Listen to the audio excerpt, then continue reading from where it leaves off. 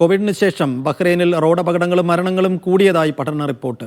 കോവിഡിന് മുമ്പും ശേഷവുമുള്ള റോഡപകടങ്ങളുടെ വിവരങ്ങൾ അടിസ്ഥാനമാക്കി നടന്ന പഠനത്തിലാണ് ഇക്കാര്യം വ്യക്തമാക്കുന്നത്.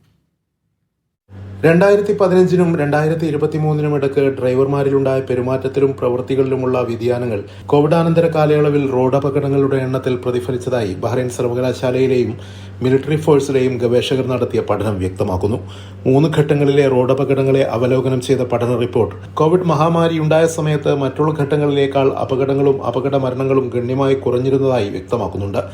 രാജ്യത്ത് നിരോധനാജ്ഞ നിലനിന്നതും റോഡുകളിലെ വാഹനങ്ങൾ കുറഞ്ഞതുമായിരുന്നു കാരണം. എന്നാൽ കോവിഡ് നിയന്ത്രണങ്ങൾ നീക്കിയതിനു ശേഷം അപകടങ്ങളുടെ എണ്ണം വർദ്ധിച്ചതായും 613 അപകടങ്ങളുണ്ടായ 2020-നെ അപേക്ഷിച്ച് 2022-ൽ അപകടങ്ങളുടെ എണ്ണം 822 ഉയർന്നതായും റിപ്പോർട്ട് വ്യക്തമാക്കുന്നു. 2018-ൽ 48 ഗതാഗത മരണങ്ങളാണ് ഉണ്ടായിരുന്നതെങ്കിൽ 2023-ൽ അത് 70 വർദ്ധിച്ചു.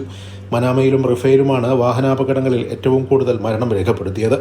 മദ്യമോ മയക്കുമരുന്നോ ഉപയോഗിച്ച് വാഹനമോടിക്കൽ, കാൽനടയാത്രക്കാരെ ഇടിക്കൽ, വാഹനങ്ങളുടെ നിയന്ത്രണം നഷ്ടപ്പെടൽ, ചുവപ്പ് സിഗ്നൽ മറികടക്കൽ എന്നിവയുടെ തോതും റിപ്പോർട്ട് പഠനവിധേയമാക്കിയിട്ടുണ്ട്.